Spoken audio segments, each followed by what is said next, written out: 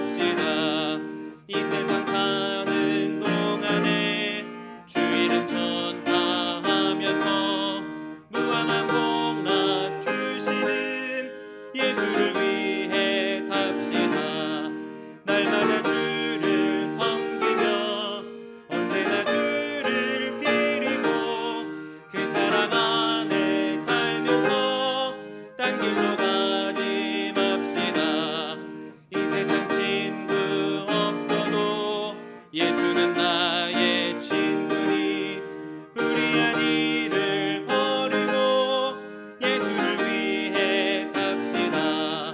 날마다 주를 섬기며 언제나 주를 기리고 그 사랑 안에 살면서 딴 길로 가지 맙시다. 주께서 심판하실 때 잘했다 칭찬하리니 이러한 상급 받도록 예수를 위해 삽시다. 날마다 주를 섬기며 언제나 주를 기리고 그 사랑 안에 살면서 딴 길로 가지 맙시다. 찬송가 88장 힘차게 박수하면서 찬송하겠습니다. 88장입니다.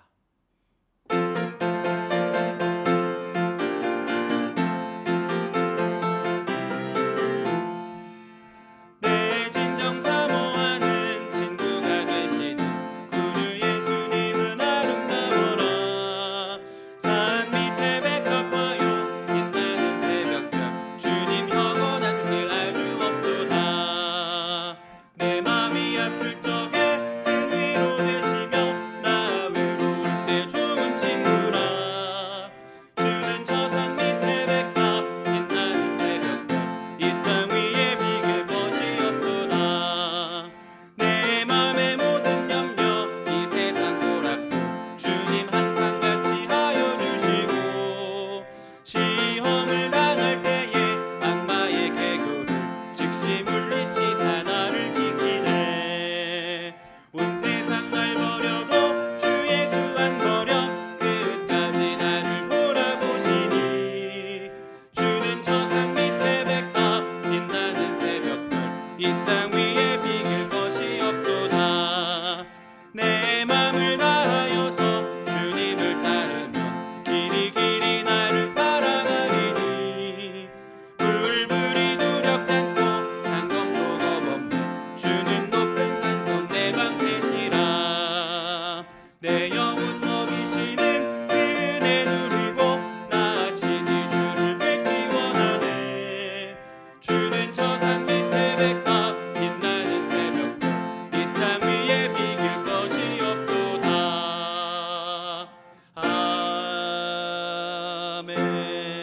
아멘. 오늘의 성경 말씀은 신약 요한계시록 12장의 말씀입니다. 요한계시록 12장 1절부터 17절까지 말씀을 저와 여러분이 한 절씩 교독하여 읽도록 하겠습니다. 하늘에 큰 이적이 보이니 해를 옷 입은 한 여자가 있는데 그 발 아래에는 달이 있고 그 머리에는 12별의 관을 썼더라.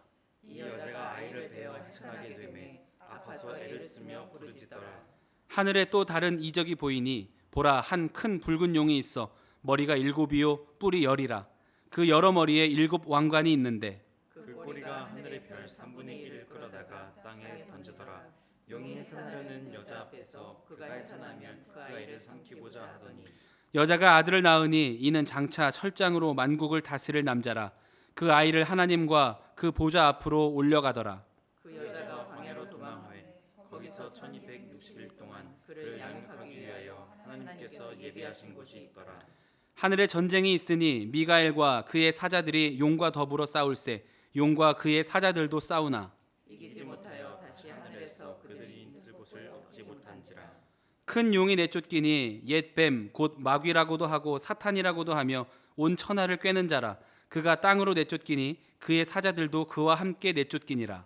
내가 또 들으니 하늘에 큰 음성이 있어 이르되 이제 우리 하나님의 구원과 능력과 나라와 또 그의 그리스도의 권세가 나타났으니 우리 형제들을 참수하던 자 곧 우리 하나님 앞에서 밤낮 참수하던 자가 쫓겨났고 또 우리 형제들이 어린 양의 피와 자기들이 증언하는 말씀으로써 그를 이겼으니 그들은 죽기까지 자기들의 생명을 아끼지 아니하였도다.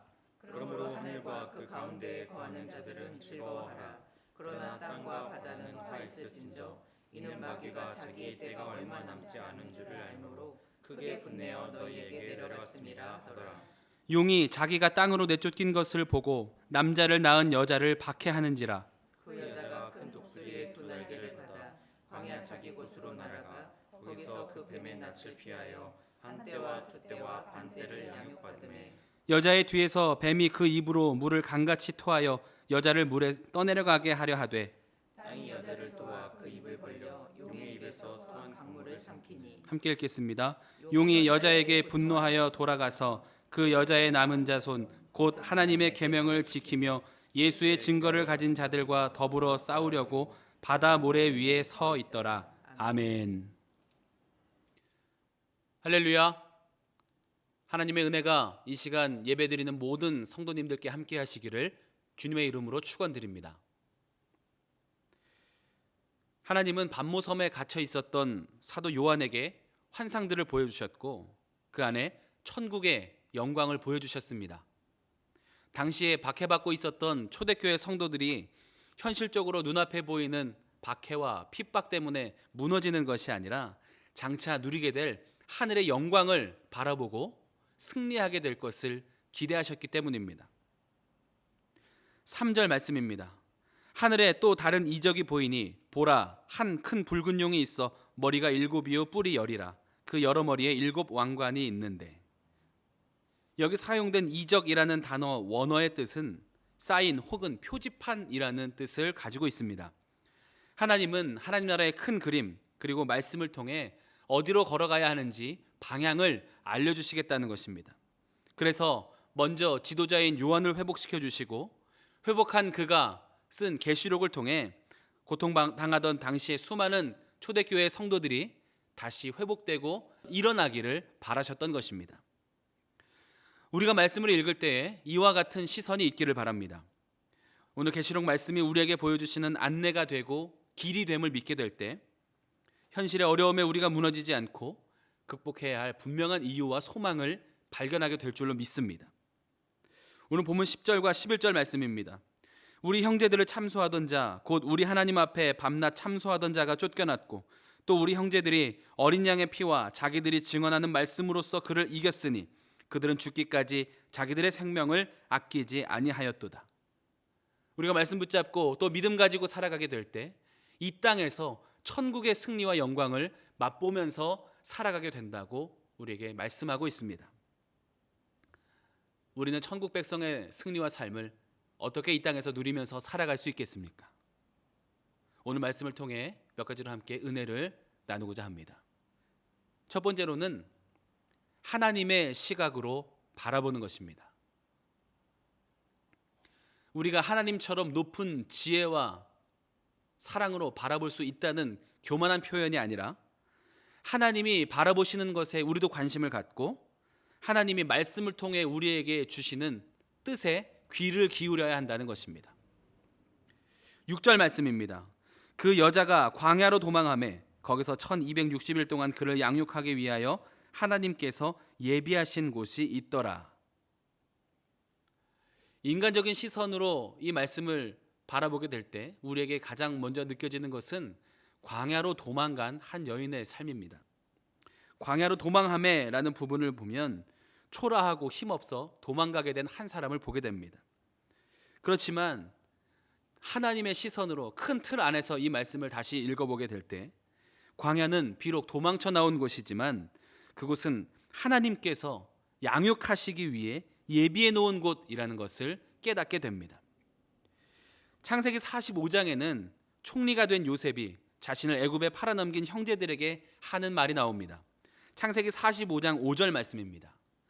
당신들이 나를 이곳에 팔았다고 해서 근심하지 마소서, 한탄하지 마소서. 하나님이 생명을 구원하시려고 나를 당신들보다 먼저 보내셨나이다. 요셉은 자기 인생을 주관하시는 분이 하나님이심을 잊지 않았습니다. 그 시각으로 나의 삶을 바라보게 되니 노예로 팔려간 집도, 그리고 갇혀 있었던 감옥도 하나님이 나를 양육하시기 위해 예비해 놓으신 장소임을 깨닫게 된 것입니다. 하나님의 시선으로 우리의 삶을 바라보는 훈련을 하게 되면 모든 것이 하나님의 은혜임을 깨닫게 되는 것입니다. 요셉이 하나님 앞에 크게 쓰임 받았던 것은 이와 같이 하나님을 향한 분명한 신뢰가 흔들리지 않았고 하나님이 내 삶에 동행하고 계심을 믿었습니다. 그분이 나를 더 사랑하시고 나를 더 잘 알고 계시기 때문에, 그리고 온전함으로 나를 인도하신다는 것을 믿었기 때문에 그의 삶이 하나님 앞에 크게 쓰임 받았다는 것입니다. 우리도 우리의 삶을 바라볼 때 세상의 기준으로만 판단하거나 내 눈에 보여지는 것만으로 평가하지 않기를 바랍니다. 결국 이렇게 접근하게 되면 누군가와 비교하는 일로 연결되고, 누군가와 비교하는 것은 교만해지거나 낙심하게 되는 결과로 나타날 수밖에 없습니다. 믿음 생활 가운데 나타나는 고난과 핍박도 우리가 도망가고 피해야만 하는 좌절의 시간으로만 바라볼 것이 아니라 나를 인도해 주시고 이 시간을 통해서 성숙하게 하시며 나를 새롭게 하신다는 하나님의 분명한 계획 가운데 있는 훈련의 과정임을 기억하시기 바랍니다. 그래서 우리가 도망쳐 나온 광야가 아니라 하나님이 예비해 놓으신 광야의 시간이 있게 됨을, 그래서 모든 순간 하나님의 온전하신 사랑과 인도하심이 나를 향해 있음을 잊지 않고 감사와 감격 속에 살아가는 우리 모두의 삶이 되기를 바랍니다. 두 번째로는 담대함을 회복해야 합니다. 하나님의 시선 안에서 내 삶을 바라보고 또 내게 주어진 것들을 바라보게 된다면 우리의 삶에는 담대함이 회복됩니다. 초대교회 성도들을 보면 절망적인 상황에 있었지만 하나님 주신 말씀을 보면서 소망과 용기를 얻었습니다. 눈앞에 지금까지 그들에게 보여지는 것은 로마의 핍박에 끝없이 밀려나는 모습이지만 하나님은 천국에서 영광스러운 승리를 그들에게 보여주시면서 어려움과 고난을 이겨낼 힘과 용기를 주셨습니다. 근심이 어느 날 갑자기 사라지진 않습니다. 또 상황이 어느 날 갑자기 바뀌지도 않았습니다. 여전히 두려움이 있고 한숨이 있지만 그 두려움에 맞설 기도의 자리로 나아가게 하신 것입니다. 눈에 보이는 것이 전부가 아니고 눈에 보이지 않는 하나님, 나를 도우시는 하나님이 믿음의 눈으로 보이기 시작한 것입니다. 기도의 자리에 나아갈 때 우리는 두려움을 이겨낼 새 힘을 얻게 됩니다. 찬송을 부르며 나아갈 때 우리는 하나님이 모든 상황의 주관자이심을 다시 한번 선포하게 됩니다. 말씀에 순종하면서 나아가게 될 때 말씀을 통해 우리의 삶에 은혜를 주시는 하나님의 사랑을 발견하게 되는 것입니다. 그렇기 때문에 우리가 믿음을 가지고 살아간다는 것은 여전히 우리의 삶에 많은 어려움과 고난이 있지만 주님의 손 붙잡고 주시는 위로와 소망으로 이겨낼 수 있다는 담대함을 가지고 살아가게 되는 것입니다. 3절과 4절 말씀입니다. 하늘에 또 다른 이적이 보이니 보라, 한 큰 붉은 용이 있어 머리가 7이요 뿔이 10이라. 그 여러 머리에 7 왕관이 있는데 그 꼬리가 하늘의 별 3분의 1을 끌어다가 땅에 던지더라. 용이 해산하려는 여자 앞에서 그가 해산하면 그 아이를 삼키고자 하더니. 붉은 용으로 표현된 사단이 크게 두려운 존재라고 기록합니다. 이 사단은 성도를 무너뜨리려고 합니다. 마치 베드로전서 5장 말씀처럼 우는 사자가 삼킬 자를 찾아 두루다니는 것 같이 호시탐탐 우리의 삶을 노리고 있습니다. 그런데 이러한 영적 전쟁의 결과는 어떠합니까? 9절 말씀입니다. 큰 용이 내쫓기니 옛뱀 곧 마귀라고도 하고 사탄이라고도 하며 온 천하를 꿰는 자라. 그가 땅으로 내쫓기니 그의 사자들도 그와 함께 내쫓기니라. 결국 하나님의 사자를 그들이 이길 수 없다는 것입니다. 아무리 사단 마귀가 크게 흔들지라도 주 안에 있으면, 주님께서 붙잡아 주시면 절대로 그 성도의 삶을 세상에 감당할 수 없다는 것을 기억하시기 바랍니다. 우리 스스로는 부족하고 연약하지만 완전하신 주님의 손을 붙잡고 있을 때 우리는 안전합니다.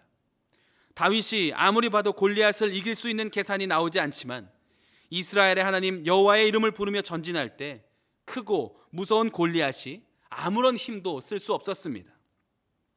앞뒤 좌우가 막혀 있을 때 끝난 것 같지만 눈을 들어 하늘을 바라보는 자를 하나님이 도우신다는 것을 기억하시기 바랍니다.